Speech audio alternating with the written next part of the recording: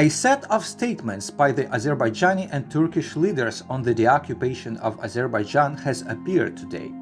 In general, from the two capitals were presented some facts and positions that looked logical, harmonious and fair, and in order to develop situation in some other way, as the representatives of the Russian Federation and France are trying to present, then in this case they should propose something more logical, substantial and leading to more positive results.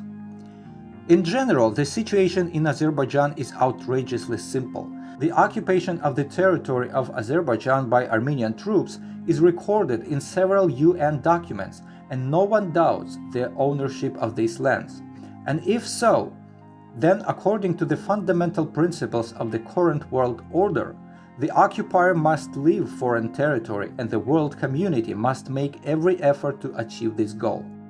Ideally, the occupier should be placed in such conditions that the further retention of foreign land will be too expensive for him, and he must come to the conclusion that leaving the occupied lands will be much cheaper than keeping them.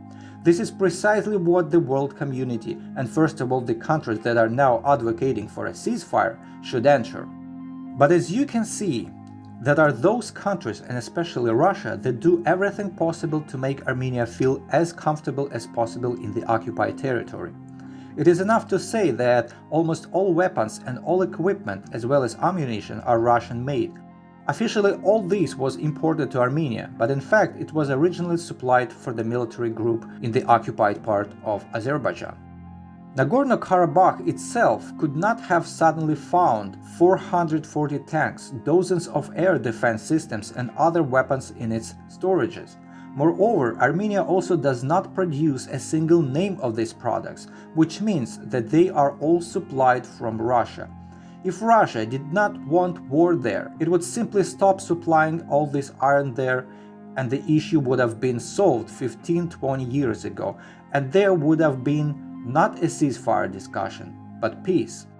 In fact, the participants involved in the Minsk format negotiations, and first of all Russia, advocate the continuation of the military confrontation for another 30 years, and France is helping there, as it did during the Russian invasion in Georgia and Ukraine. Why Paris constantly demonstrates a pro-Russian position, investigators have to find out. We are just simply stating a fact. Azerbaijan, Georgia, Ukraine, Syria, Libya, for some reasons France always finds itself in the same side of the barricades with Putin. But there are no difficulties in this military confrontation, and it looks like there never were any. If the Armenians want peace, they must take their troops back to Armenia and think about why the number of tanks they have turned out to be twice as many as in France and more than in Germany.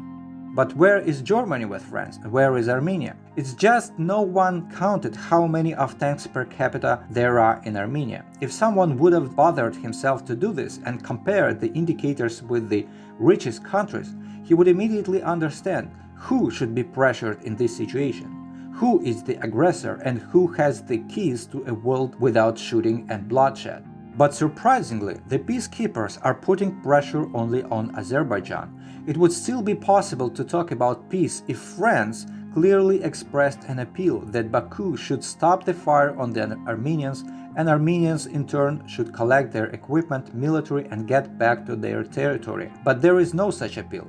In fact, we are not talking about a ceasefire, but about the Azerbaijanis to stop dislodging occupants from their land.